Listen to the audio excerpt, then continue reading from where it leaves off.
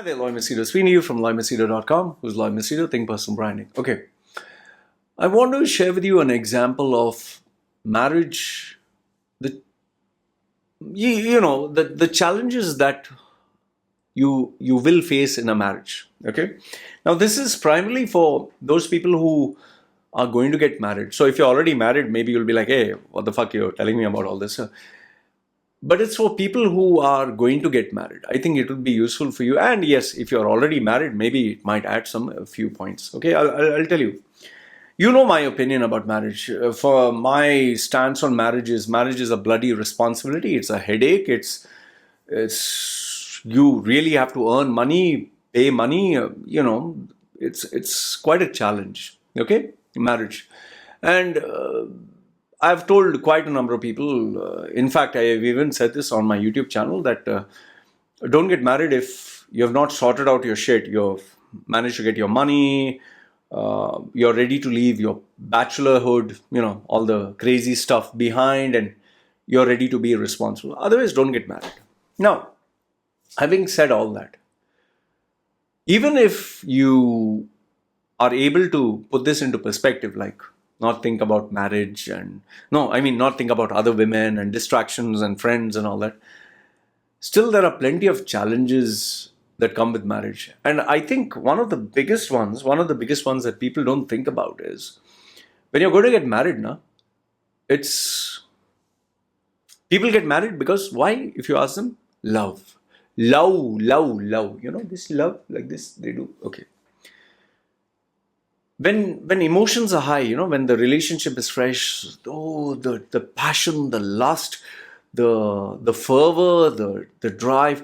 I will love you, Janu. You're my Jan, and you're my Pan, and you're my Ban, and Gand, and all that stuff. And I can't live without you. I can't breathe without you. Kiss, and I want to put my tongue there, and you put your this thing there, and we will do 69, 71, 43, and all the other numbers, and we'll buy the Kama Sutra book, and we'll make sure each and every chapter pose and stuff we'll do. And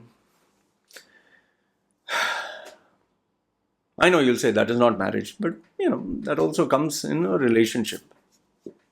And then obviously the honeymoon phase where you go for holidays and you're having the time of your life and you click photographs, and nowadays you share on Facebook and Instagram, and the love of in fact, one guy on my Facebook, I don't know who the fuck is he added me, and he just got married. What a poetic paragraph. Like, you're the air of the essence of my soul, and you're the part of my part, and you will be my life. And so poetic. I mean, I heard, oh my God, it was so emotional, so poetic. He's getting married, or he's master class in poetry. And obviously nice photograph, and you get the photography, they put their logo there. So it was a marriage thing, newly married. And obviously after that, he showed nice photographs of him going on a holiday, the beach, and I think drone photograph, because they were on a boat and they were lying down and looking up, and spent a lot of money. In fact, some people, I know one couple in Dubai who actually got a production company to take like a movie trailer.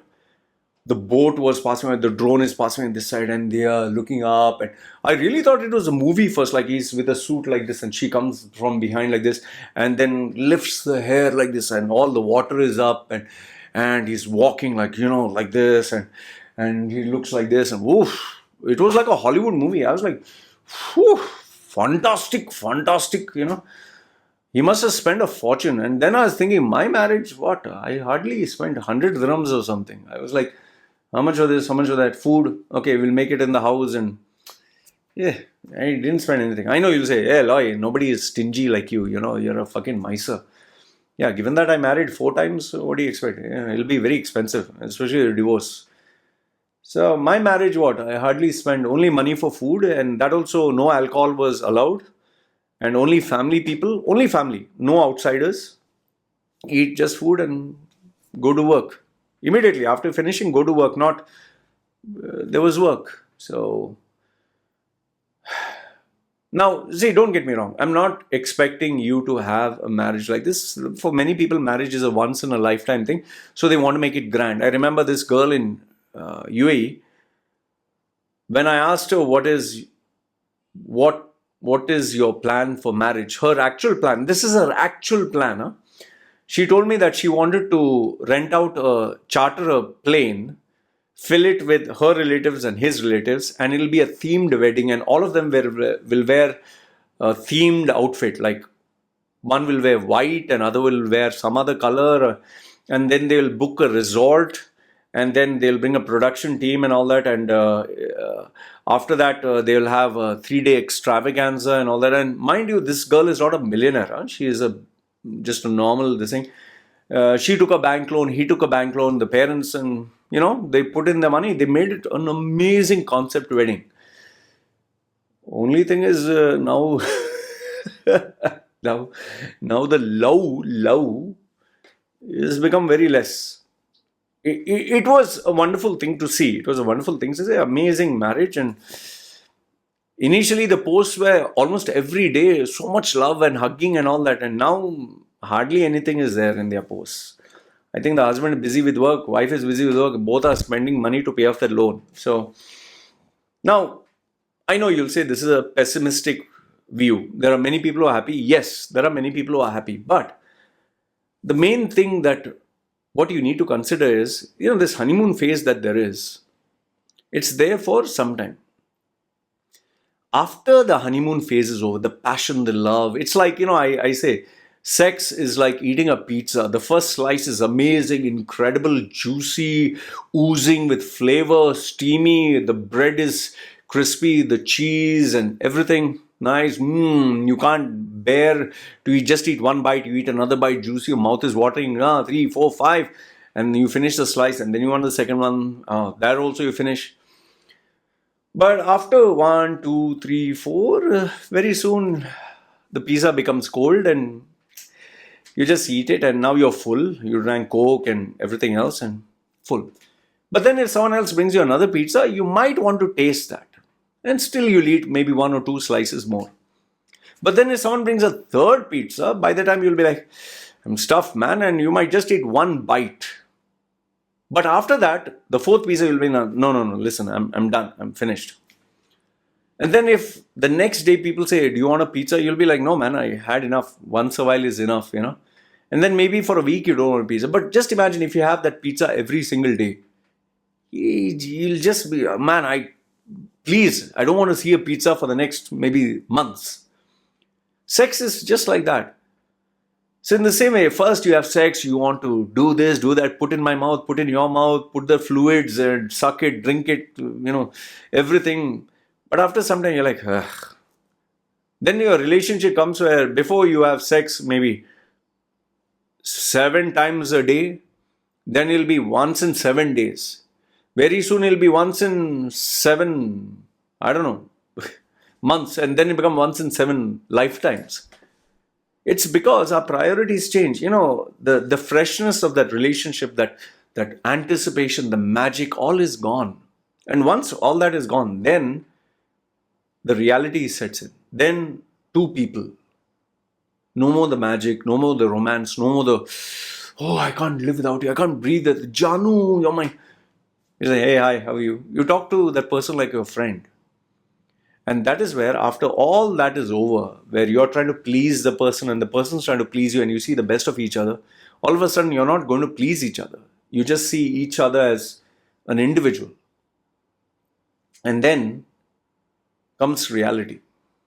Reality is the pressures of life, the responsibilities, the headaches, the boring routine, the mundane stuff, getting up in the morning, sorting things out, rushing off to work, coming back tired, body's tired, smelly, sweaty, and you're just fed up, you just want space, you're burnt out.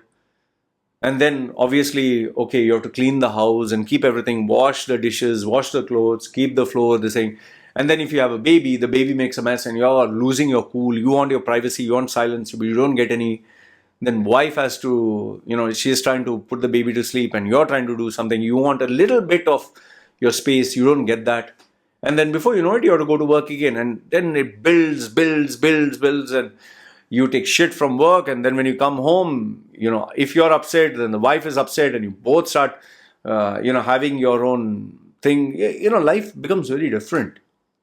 And I think the worst part is if you fell in love, remember, falling, I don't know, I never heard the term rising in love. It's falling in love.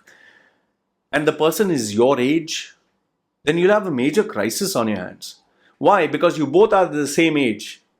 Both have the same ego. So she's not going to look up to you.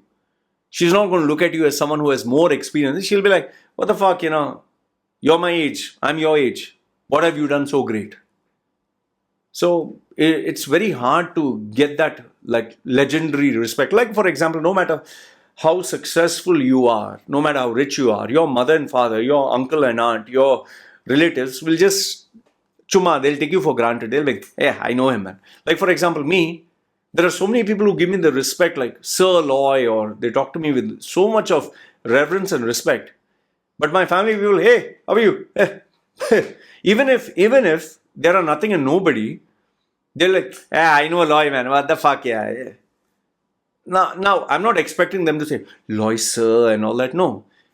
But they'll never give you that respect that the world will give you. Like, you can be a CEO of a company.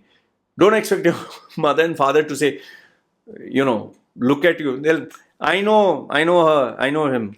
Nothing. So they'll always take you for granted. So if you and your partner are of the same age and you have known each other for years, then that respect is not there. That fear is not there. They'll just take you for granted, and then they'll treat you more like, he's my buddy, I'm his buddy, whatever the fuck. And then the worst part takes place is when egos come into the equation. And then the death of everything takes place when expectations start rising.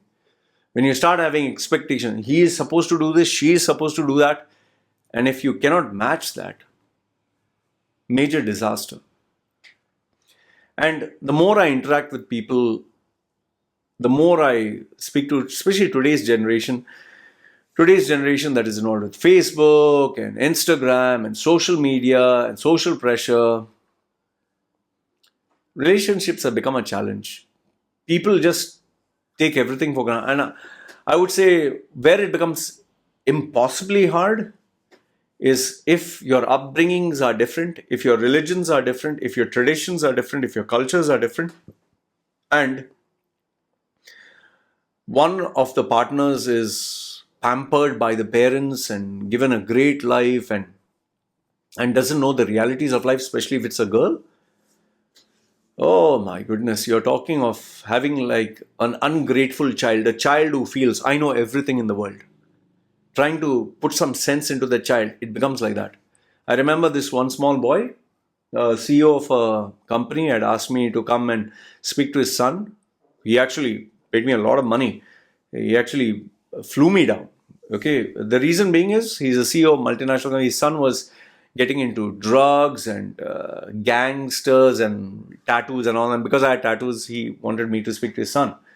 Son, young boy, just 13 or 15, whatever. And he wants to be in gangs. Imagine, his father is educated in one of the top universities, a CEO of a company, multi-millionaire, humble guy. But his son is just a stark opposite. And the reason for this was because he was so focused on his career, even his wife, so focused on their work, they couldn't pay attention. And this boy just, went in his own world.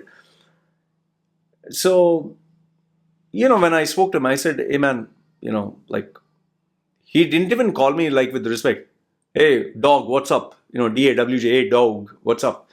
And he didn't give a fuck. He was taking the cigarette, actually smoking. So I said, listen, gangs is not something where you want to be. What if tomorrow? I just asked him a question. What if tomorrow someone comes with a knife and you're surrounded by people with knives and guns? His response was, I'll kill all those motherfuckers. Either they have to kill me or I fucking kill them. So tell me, no matter what common sense I put into this boy, you think he's going to understand? And I just told the mother and father, it's too late. It's too late. There's nothing I can do. I don't think there's anything I can do because he is not going to listen. He doesn't realize. He just thinks he's a tough SOB and he'll just do whatever the fuck he wants. The mother was very unhappy with me. She was like, Loy, you don't know, love conquers everything and this and that. The father knew me. The father said, it's okay. Well, after a couple of years, it seems he got in touch with me. And this time the mother spoke to me and she was crying. And the reason why she was crying is he took a knife and he was putting her on her neck, threatening that he would cut it off. He would kill her. Why? Because she refused to let him go for a stay-in party with weed and girls and all that. And this is not an American, huh? This is Indian, very much Indian. So, bottom line, what I'm trying to tell you is the realities of life as it is are challenging enough. But then you have the realities of marriage, which is a bloody headache. And, given that my channel is more focused towards men, I would just tell you this much. If you don't have a woman who respects you, if you don't have a woman who gives you that position as the head of the family, then you'll have to juggle having, I don't know, a feminist or a feminazi as they call it, someone who you literally have to convince and handle, and that gives you such a bloody headache. You have headache in the office, you have headache with your friends, you have headache with your clients, you have headache with the business world, and then when you come home you have another big headache. And maybe it's not because she is bad or you're bad. It's just that these are two egos. These are two personalities with two different goals and two different upbringings and two different ways of looking at life. And then you're trying to juggle and make everything make sense. Because no matter what any woman would say, she always wants her man to earn more, to be more, to... you don't want a guy hiding behind a girl. Oh, I'm afraid. You want a man. Men have to take, in today's feminist world, all this nonsense and garbage of, men and women are equal and all that. Shut the fuck up, It's, we are living in such a confusing time where even women who are giving birth to children say, I'm a man, don't call me mother, I'm a transgender and all that abnormal nonsense. And then you have this new breed of youngsters who are being brainwashed to such an extent where they're like, oh, I am not going to be under a man. Man has to be under me, and we have to be equal. You have to discuss with me before doing anything. The reality of life is so much more different than this. And that is exactly why today we have the highest number of divorces, we have the highest number of broken marriages, we have the highest number of broken families. There are some things which just don't change. And if you try to change them, along with the new change, you'll get new problems, new headaches, new issues. Anyway, this is what I wanted to share with you guys. All I will tell you is, if you're thinking of getting into marriage, seriously, if you're thinking of getting into marriage, just make sure you draw the rules of engagement. Maybe I'll make a separate video on some of the tips that I'll give you young men. But you have to maintain, as a man, you have to maintain your respect, earn that position of power, of success, money, whatever it is. Then people will look up to you. But if on the other hand, you are just a normal everyday guy, people will just kick you around, and that's not a nice way to live. Anyway, this is what I wanted to share with you. Let me know your thoughts. Agree, disagree. I'd love to hear from you. It's me signing off. You guys take care.